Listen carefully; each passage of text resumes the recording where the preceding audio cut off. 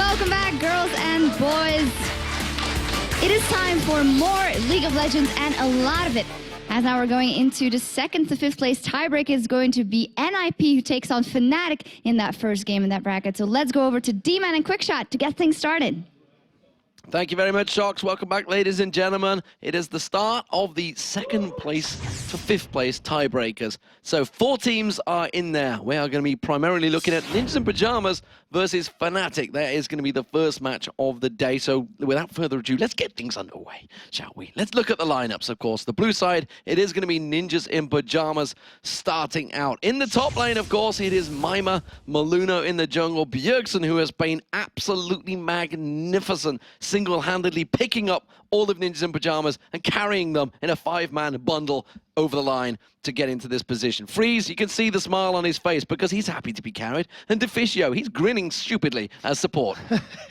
And in terms of the performances, the last 2 games that we've seen from NIP and Fnatic were absolutely mind-blowing. Fnatic will be on the red side for this matchup. So as will be in the top lane, Cyanide will be in the jungle, Xpeke in the mid lane with Pushu and Yellowstar as your AD carry and support. So, Ninjas in Pajamas have already played Fnatic this Super Week and won. They beat them square and fair. Fair and square? Square and fair, I prefer square that. And fair, square and fair. Fnatic, though, look at that. They're not looking too confident, if you ask me. That's a serious faces, and this has actually been what we've seen from them so far. But let's take it one step at a time. They just beat Gambit, who were looking unstoppable this weekend. Yeah, and they did it in a really convincing fashion as well. After a strong early game, Fnatic were able to convincingly put together a string of picks and objectives that allowed them to control Gambit entirely.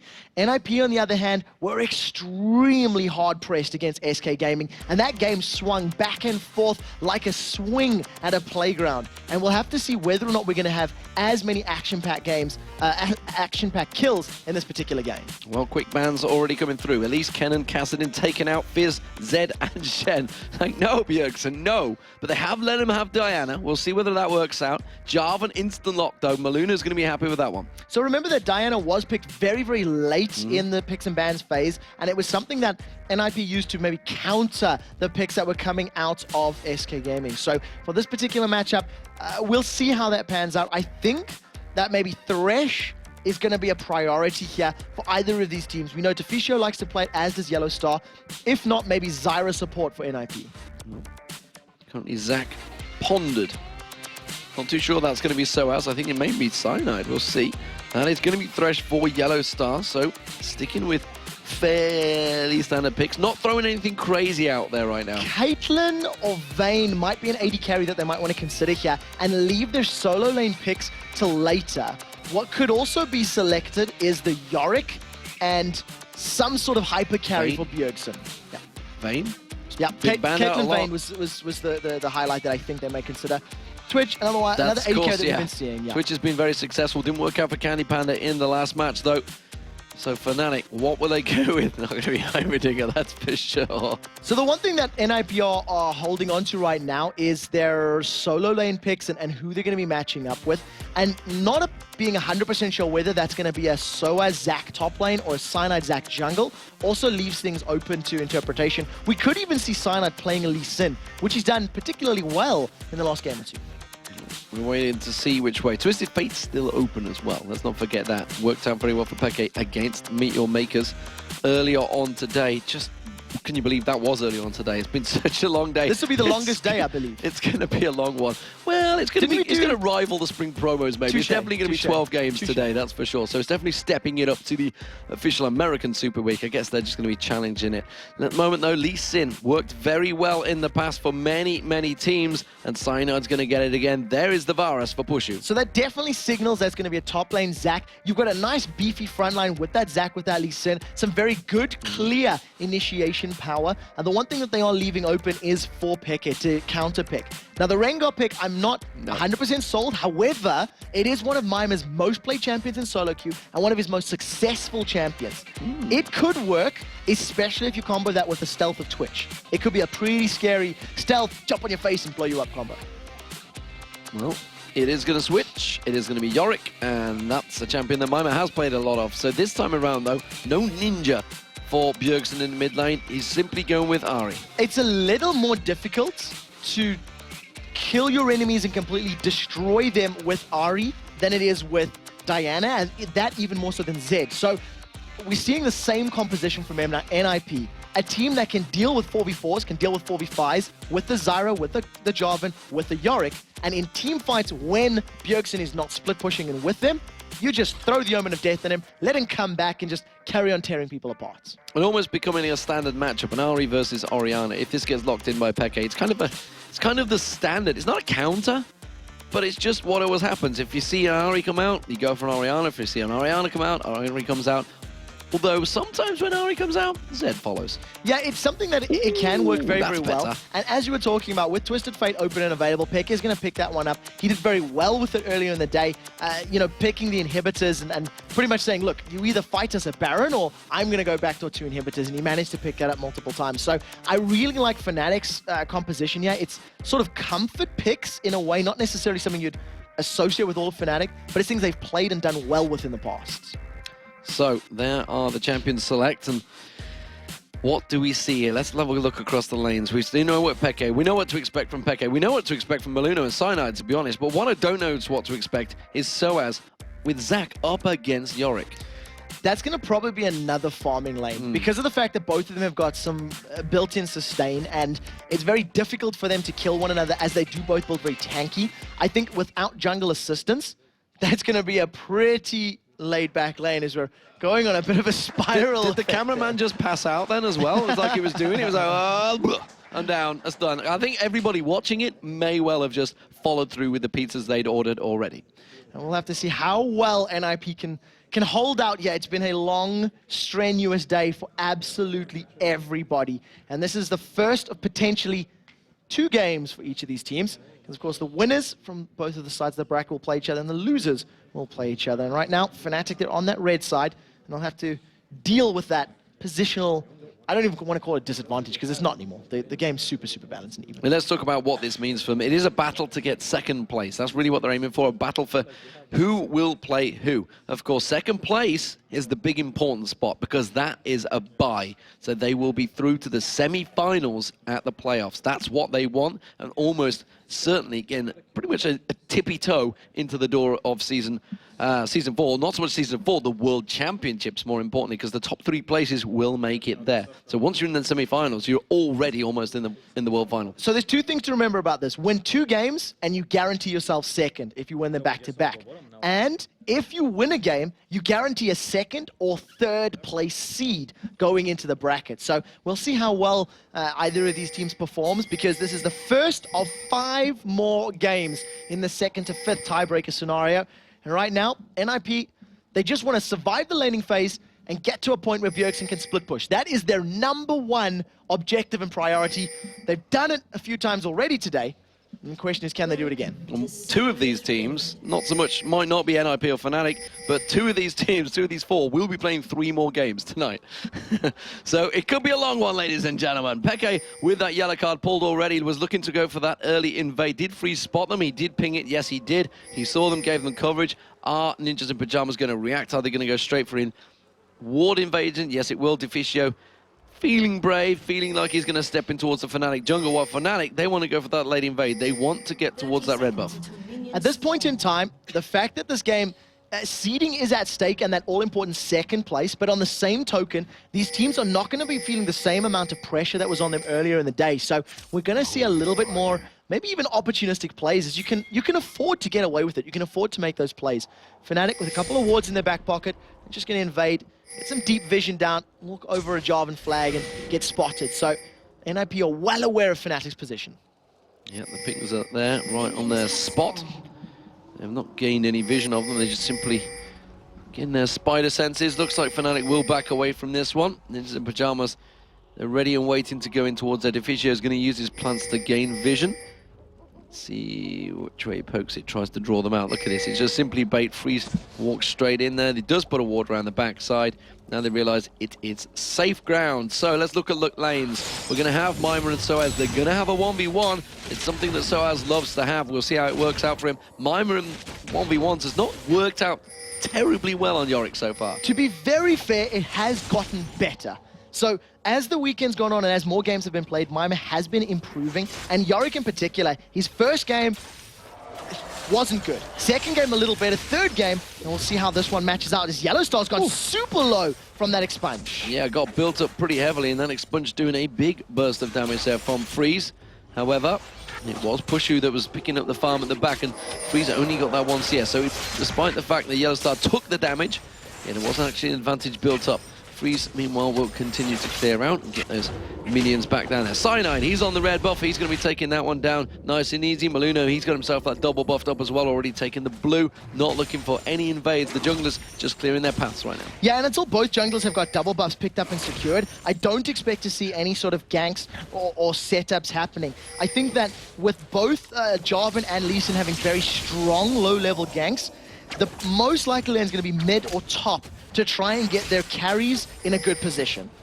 Oh, we saw Maluno try and slide into that mid, but he is still on top of a ward, so Peke just sidesteps out of that charm coming through. Cyanide is ready and waiting. He's going to be doing raids just off the side. They may choose to go aggressive here on Maluno, but I feel that Peke just wants to farm right now. Yeah, at this point in time, again, not being level 6 for Bjergsen's Ahri, it is a little more difficult to guarantee these kills. Peke is well aware of Maluno's position, and you can see Cyanide coming in. The knockup lands. Does manage to land the knockup. Charm, oh, very close. They may turn this one back around on Maluno. He's going to get taken down. Yes, he is. The Ignite comes in. His first blood, Cyanide. It's not over yet. Third stun card comes in. It's going to be Bjergsen, and he's going to get Lee Syndrome. Pulls in there. He manages to take the tower hit. Peke flash for it as well. And why the hell not? He got himself a second kill. Double kill to start the game off for Fnatic, but more importantly than just the kills, Cyanide gets a refresh on both his blue and his red buffs. So at 4 minutes on the clock, he gets an extended time frame on all of that extra damage and cooldown reduction from both of those buffs in his back pocket. So a very good, strong start, especially on a jungler like Lee Sin who can snowball and get into a power position very quickly. And seemingly a strong start from Soaz in this top lane as well. He's bullied Mima, pushed him back onto that lane. Mima, of course, battling for mana, going to try and chase him with those ghouls, try and push him towards Soaz. Soaz was looking to back off, and he will go back and buy. Started off with the Doran's shield, both of them in the top lane. This bottom lane, though, what is going on here? It is a massive advantage for Freeze, really pulling ahead in the CS.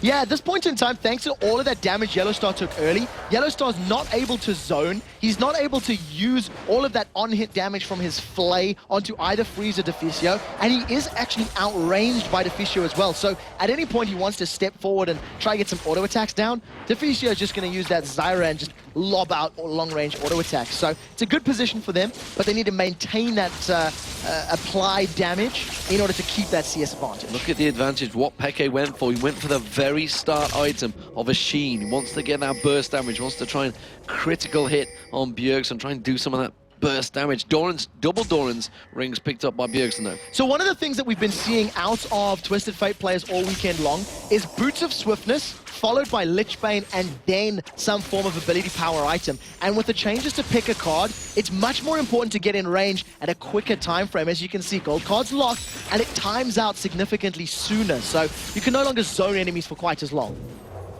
Freeze back in the mid. Went back to get himself out of Vampiric's Scepter. Double Doran's, meanwhile, was picked up by Pushu. And you can see, zoned out right now by Ninjas in Pyjamas. They're coming back into that lane. You'll see him try and fight their way back into it, but the battle between the two continues to rage. Freeze still continuing to make sure he sidesteps, just dodges out of that hook from Yellowstar. Meanwhile, the plants did go on towards Yellowstar, putting some damage down. We see Maluno is sneaking in. There is not a ward in that bush at the moment. He's got himself in here without being seen. Pushu's going to get caught out. There's the Dragon stance knock-up. Not going to be enough. Flashes were burned from both in the bottom lane, though. So that means Maluno, he's going to be making a follow-up call in a moment. Yeah, in order for Ninjas in Pyjamas to make up this difference, they need to get kills as soon as possible because Peke is level 6. So the threat of a Destiny gank onto this, extended Freeze and Deficio lane is very, very present and definitely something that they need to be aware of. So they have backed off. I tell a lie, only one of them's backed off. Yellowstar backs off. Now we're seeing Pushu backing off, so he's actually going to go back and buy. See what he picks up here. 50 CS meanwhile for Peke. Peke is backing off as well, so he's going to get himself He's already got the boots on there, actually, along with that sheen. Gets himself the Mercury treads, actually. Wants to make sure he gets out of that charm quicker from Bjergsen. Meanwhile, Soaz, he came back to the lane, only got himself a ruby crystal, so continuing to save up, I believe. Meanwhile, Tear of the Goddess was picked up by Mama. In terms of the item purchases and the fact that Destiny is available, Peke with Destiny and Exhaust is moving towards the top lane. So he may want to jump on top of Mima. Soaz has Let's Bounce and Ignite, and if they combo it all together, this could be scary. Gold card was primed. Destiny's going to come down in a second, and here comes Peke. There he goes, catches on towards Mima. Immediately, oh, Slingshot not going to catch on towards him. Let's Bounce flashed by Mima. Exhaust is going to be enough to slow him down. Tries to pop his ghouls down, but it is not enough to save his life, and Peke picks up the kill. So Mima did manage to flash the bounce, but was instantly followed by Soaz, as well as that exhaust coming down from Peke. So first use of Destiny secures Peke another kill, another one notched up on his Twisted Fate belt, as Freeze and Deficio are dealing with that extended farm. Now, thanks to Mima going down, this should be a fairly safe invade and steal on Ninjas in Pajamas blue buff. Maluno coming round. He's going to be too late. He may actually get caught out. Cyanide chases on. No, slides away from this one. Bjergsen's not going to have blue when he needs it. Yeah, and Cyanide decided not to chase that kill even after landing the Sonic Wave. He wasn't 100% convinced they could get the kill, so wisely backs away. And as you always see with those steals, when it's at risk of being secured by NIP, just smite it down and give your own blue buff to your opponents, or to your mid laner, which you'll see Peke and Cyanide securing in a moment or two. Well, they're going to have to go across there. I'm not too sure whether it's up. I'm sure Maluno had the blue buff on him back there. Well, I see the icon, but I'm still not sure whether that's just simply the gauze. He has got a blue icon on him, but it's not actually there. It's a graphical bug. Yeah, it is just a graphical bug at this time frame. The blue buff has spawned up. It was up fairly recently, and Maluno is there in range to actually challenge for this one. He only has red buff right now. There's no smite available, and Bjergsen is hanging around on the side. So they want to pick a fight, and with Deficio and Freeze coming to challenge, Maluno actually picks up that blue buff. Not ideal. Yeah, he was zoning out Peke. Peke was sort of like walking towards him like, no, no, no. There is definitely someone in this bush. I can't come towards you, Cyanide. Gonna have to be left alone. The charm lands. Is it gonna be enough to turn it around? Uses the Spirit Rush. Ignite going down. One more hit should do it. There it is. Bjergsen gets the kill. And he was forced to flash for it. A very good gold card, but it's not over as Cyanide wants Bjergsen. Cyanide catches on towards him. He's got that red buff on as well. It's gonna be doing that extra damage. There it is. The kick to the head. Roundhouse kick in Bruce Lee style to secure himself yet another kill. 2-0-1 on that Lee Sin. Boots of Mobility completed, so he's looking to gank and he's looking to control lanes, and also he's looking to control Bjergsen. If Bjergsen cannot split push and cannot duel and challenge anybody, then that means Fnatic are in a much better position to try and win this game. Freeze is looking to get the grasping root on Pushu. There's the Dark Passage thrown out. Wasn't required. Simply puts the shield down. He's going to work this one out. Look at the difference, though. 85 CS to Freeze right now to 49 of Pushu. Huge advantage being built in this bottom lane. And it's all going to be on Freeze when we get to these mid-game team fights, because if Freeze is able to convert that gold into an item advantage, and more importantly, make that item advantage win team fights, that is where the carry power is going to come from NIP. It also means that Mima's focus for that Omen of Death should now be on Freeze's Twitch, as opposed to Bjergsen's Ahri. So as the games continue, don't forget, guys, if you've just tuned in and thinking, why is NIP and Fnatic on? Well, it's because we had a four-way tie at second place, which means there is a rather large playoff tiebreak going on right now. There will be another 4 games following this one. This is the first, I tell a lie, it's another 5 games. No, 4 games following this one. 4 games. You I played am one right. already. Punch drunk already. So SK are out of the playoffs. They haven't made it to Gamescom. They will not be having a chance to make it to the World Finals, which is unbelievable because they got there last year around. It's another team, it's the second team we've heard of that haven't made it. And I think back to, obviously, NA, there's a couple of teams that still could get there that made it. But more importantly, Taipei Assassins are not even going to be there either. Southeast Asian qualifiers, by the way, the regional qualifiers will actually finalize tomorrow. So we'll know, they'll be the first teams that we'll know will be making it to the World Finals. Yeah, make sure you actually check that stream out to see who is the European and North American teams going to be competing against, because right now, NIP and Fnatic are fighting for seeding to qualify for that very, very playoff.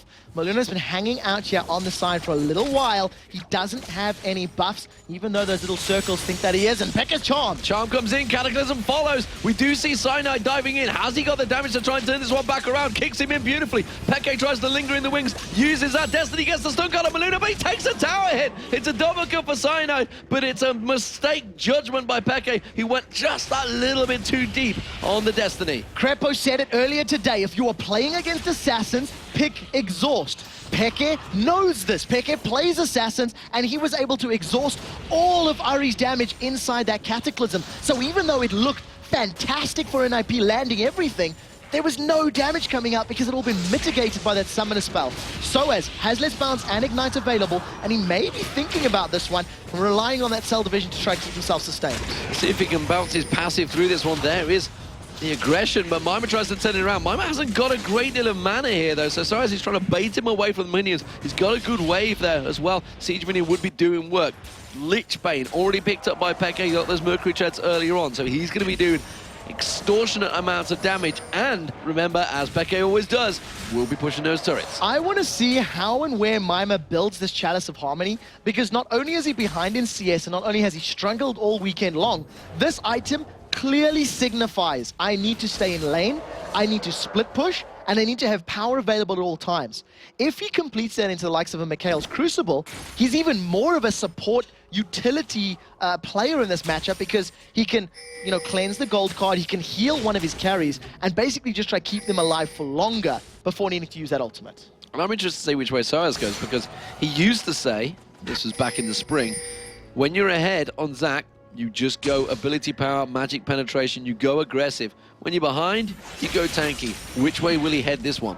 Well, he's got the makings of potentially a Sunfire Cape and potentially a Haunting. Guys, as Yellowstar's caught. Stranglethorn's in there, that's forced to flash away, and that was a spray and pray that followed it up as well. Yellowstar takes a lot of the damage, but that's 2 ultimates burnt from Ninjas in Pajamas for 1 summoner spell. The thing is, those ultimates will become available before that flashes, so if, once again, they can make it stick, it can work out. Bjergsen was able to pick up his blue buff, and that's the first blue buff for Bjergsen in a little while, probably the last 2 spawns at the very least. And the one thing I do want to highlight is, even though Maima has got so much more HP than Soaz, he's still unable to kill him because he simply doesn't have the damage or crowd control to stick to Soaz's Zac, who can just slingshot to safety. Well, Freeze is backing off. I believe the BF sword will be coming out here, so the damage potential. Nope, Tellarlight. He's going for Build Roller. Cut this to Blade of the Rune King. Blade of the Rune King. Not going to go for the IE or Bloodthirst up first up on Freeze. On the Rat, sorry. 14 minutes gone so far, Trevor. Not even a hint, not even a whiff of Dragon. Not this time round, and I think it's because both teams are a little bit afraid of it. They don't want to run into the Baron Pit with an assassin like Bjergsen, nor do they want Spray and Pray to come up. However, knowing that Bjergsen's just backed off, and knowing that Pushu's got all of his ultimates available, and Destiny, which is very, very important, they may be able to challenge for it right now. The thing is, all of Fnatic are probably going to come down. As you can see, Soaz is already moving towards the Dragon Pit. Maima is a 1.5 years away. Well, it will be a BF sword for Pushu. He wants that Bloodthirster first, and he's going to be coming down. So power advantage may well be here with him briefly, and you see Fnatic now zoning out completely here. Actually, Soaz is going down straight on towards Freeze. Teleport comes out. Destiny is in there. They want to get on Freeze. They throw out the stun, the wild cards. He's actually invisible still. They're going to bounce all around him. They're just finding the proximity. Catch on in there. Peke gets the kill. Yeah, Peke was able to see through the invisibility thanks to that Destiny yep. and just land the gold card. Let Soaz tear him apart. So they secure the Dragon. They pick up their 7th kill of the game, and NIP are trying to respond with the mid and top towers, but they simply don't have the damage at this stage in the game. They tried to get the mid one down, but it looks like the bottom one may fall to them, to Fnatic. Peke with that Lich Bane, with Yellowstar's support, should be able to take this one down. Top one though, Maima. He's doing good work up there. He hasn't got enough though, and he won't take it this time around. Ironically, even with the tier and the chalice, he's still running out of mana. That tells you how hard he is pressing in this lane. Every single time a ghoul is available, he's spamming that one out. Now, Cyanide's trying to get his red buff, but he had no idea what was going on. There was no vision in that bush, and he didn't see any minions moving around. So, another steal coming out of Maluno, and pretty good conscientious map awareness for that one. Actually, Bjergsen and Peke keep it even in terms of CS. So I was about to step onto Mima, but he teleports, recalls back just in the right time. Let's have a look towards this mid lane. Tower did take a lot of damage. There's the charm, but look at this. Sinai gets locked on towards him. Enough stun card comes through. Bjergsen has got Spirit Rush. Sinai wants to land that kick. Can he draw him in? No. Flash comes out from Peke. Didn't manage to get the last wild card. No, not this time round, and Bjergsen was able to at least tank up that Sonic Wave, so there was no execution from Cyanide. With Soaz hanging out on the side, did you see the Demacian standard flag going down, revealing him? And another tower is picked up for Fnatic. Ninjas in Pajamas are floundering a little bit. They're not really in this. They're not at the right positions. They're not defending anything, really. And the problem is they don't seem to be having that pressure from Mima. They don't care about him in that top lane right now. So as he's going back up there, has full control, got himself that Sunfire cape, and he's just going to keep back on pushing. Mima tried to take that turret down. And like you said, with all the will in the world, with all the mana burn, he just couldn't take it down. So he's just going to stroll away from those goals again. Finally, Mima's got some additional attack damage, up to 160 with that mana immune completed, and it is stacking relatively quickly. It's about halfway done already. This will allow him to finish off the tower because Yorick's ghouls stack on attack damage, but he has a Destiny onto Mima. Onto Mima, tries to go in the tower. There's the let's bounce. It's going to be Peke that takes a little bit of tankiness on the tower. Tell a lie. Soaz takes all of the damage. Peke throws out the one last card and just decimates Mima. Now Mima's trying to chase Peke, not realizing he can maybe get some movement speed of Soaz if his Omen of War was available, and unfortunately, Flash and Ignite burned. And I have to highlight just how good Soaz was at that gank. He flashed in front of Mima to use Let's Bounce to knock him backwards and just get even more time for Peke to deal damage. With the two members of NIP up top and the numbers in the bottom, they may be able to get towers if they can stick around for long enough. Okay, hasn't backed off. Soaz is still there. They're going to hold out this one. The charm thrown out. Not going to find his target. Bjergsen takes a tower hit for his presence as well. The bottom lane also, they will continue to try and push, but Pushu has that bloodthirster now. He's going to be wiping out those waves very quickly with that piercing arrow, the hail of arrows. It's all doing work right now, and it's actually keeping Freeze at bay. Top turret will finally go down. The minions will do that job. That's the first one of the game for NIP, but they're still one behind. Yeah, Ninjas in Pajamas right now, they know the Destiny's down, which is why they were pushing the top lane and pushing the bottom. In addition to that, the HP bars for Soaz and Pekka were very, very low, so it gave them a bit of safety in that regard. The one thing I do really want to highlight right now, there is still no major item completed for Bjergsen. He's still trying to complete his Deathfire Grasp, whereas Peke needed to see Large Rod, cages like a pick, as well as a Lich Bane and the makings of the Twin Shadows. So let's take stock? Stacks? We could take stack. Take stack of the stocks. Take stack of the stocks. In a sticky situation. It is a sticky situation. Cyanar's actually coming in. He wants to try and get the steal on the blue. Looks towards getting on towards Bjergsen. Doesn't manage to find it. But he has bought time for Fnatic to push down the mid lane. And it'll be a little out of position here.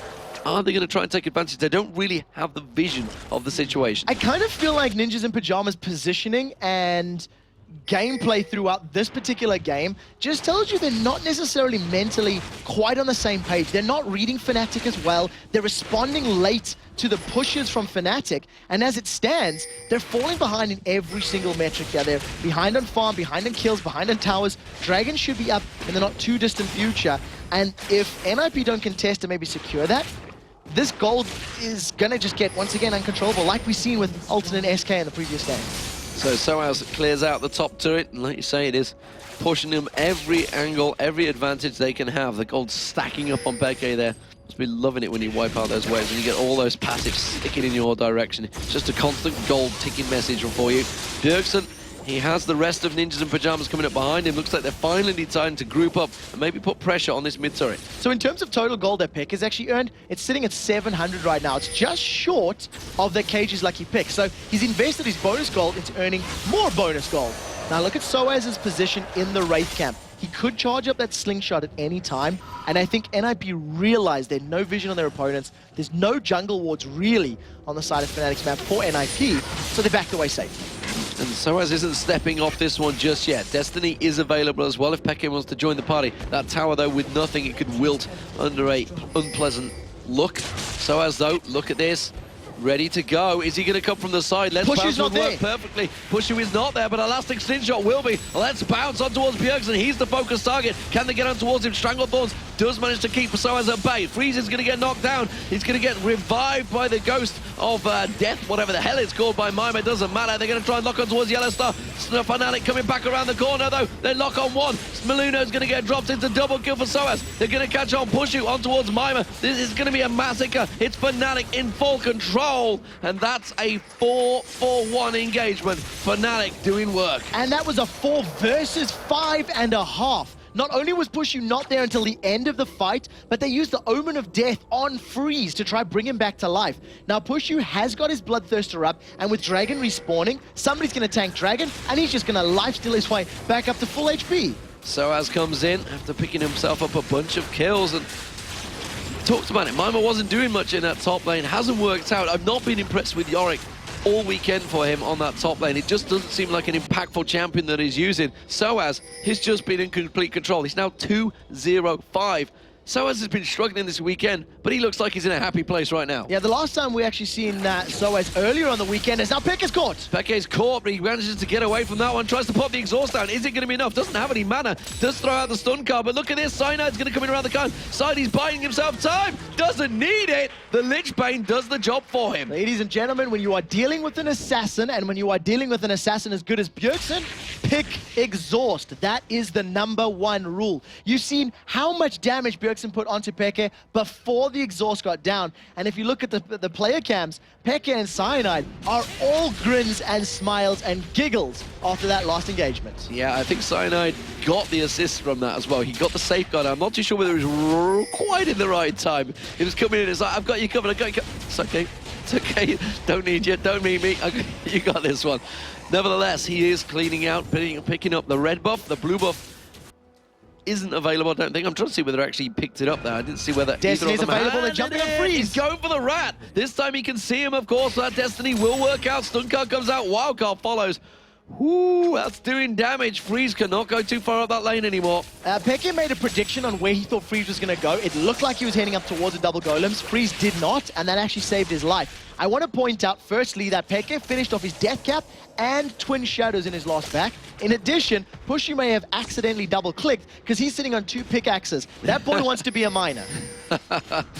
Well, he's not going to be a mimer, at least, that's for sure. It is going to be Fnatic pushing the bottom lane, and they have full control. They have minions, they have the conga line, and then they are just putting damage on this. NIP thinking of actually trying to defend that one. I'm not too sure they have it in them right now. They're 13-3 behind in kills. They're nearly 9,000 gold in behind. And it's just overall all going Fnatic's way. If NIP don't land a charm onto a crucial target like Cyanide, Pushu, or Peke, unfortunately they do not have the damage right now to actually win a team fight. The Blade of the Ruined King and Zeal is good for Freeze, but it's just not enough to shred through absolutely everybody. Soaz chilling out in the lane, gets caught by the red buff, and he manages to slingshot away from the knockup. And I would dare say he's actually taunting members of NIP. Yes, he is. You can see him doing the dance. That's exactly what he's doing. He's getting a taunt going.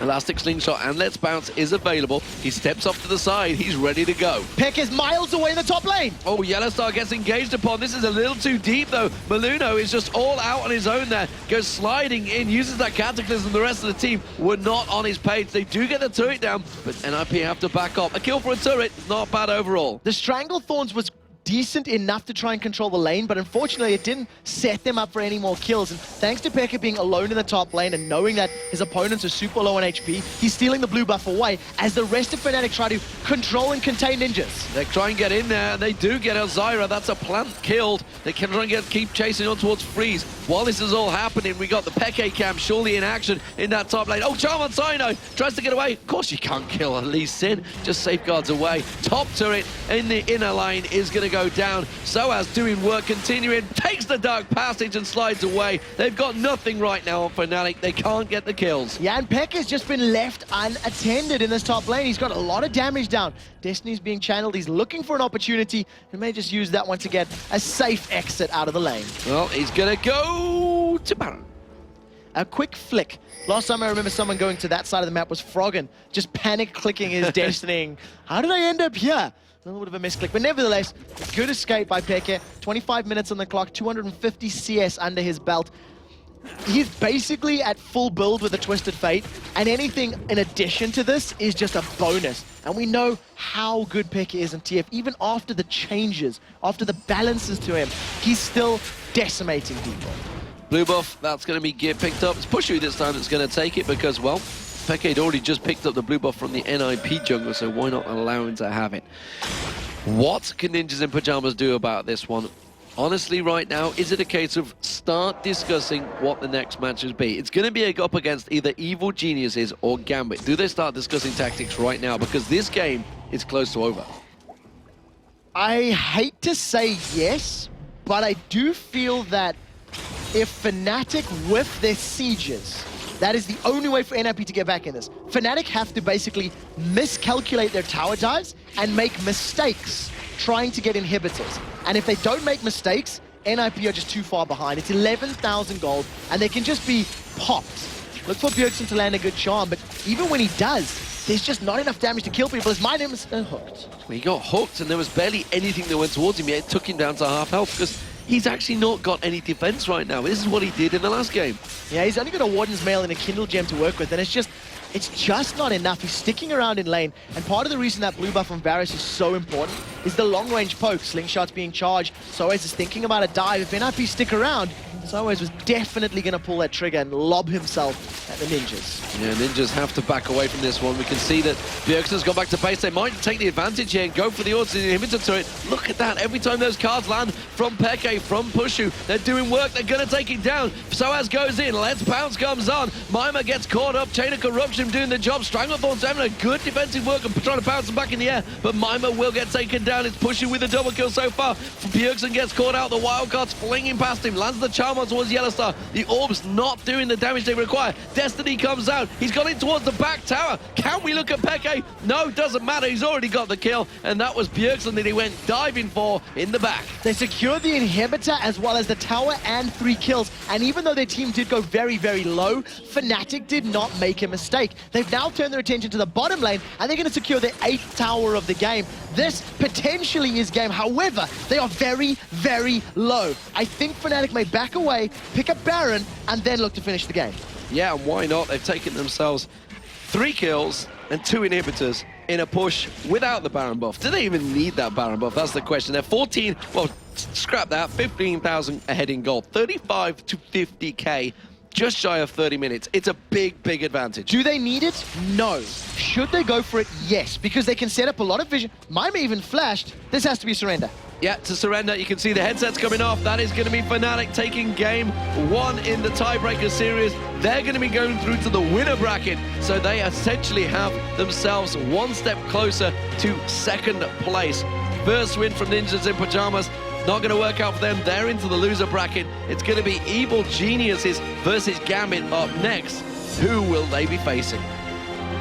Fnatic right now really look like the team that we'd come to know and love throughout the spring and the summer split.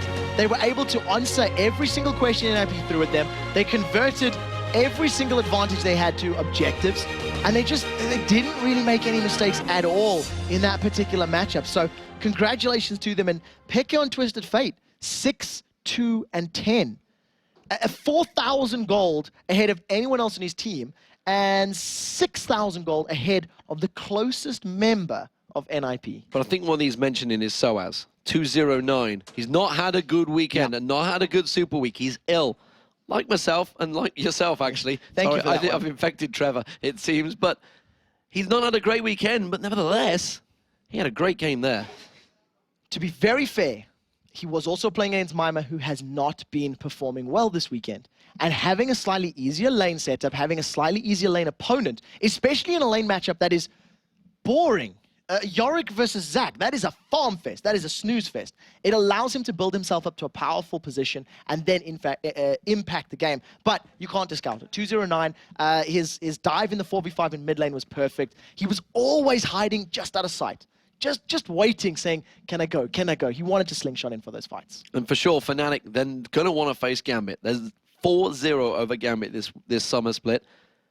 Not against EG, though. They're 3-1 down. They won't want to face them. Fnatic just beat Gambit, not 3, 4, 5. however many games ago. They've done it already in technically the last game of the regular season. So, and that was a hell of a game. Well, that's why we're in this position in the first place, because this wouldn't have even happened. We'd have just had one game done and dusted. Doesn't matter. That's not what happened. We have 4 more games to go, but more importantly, we got Joe and Jason waiting to break down this match.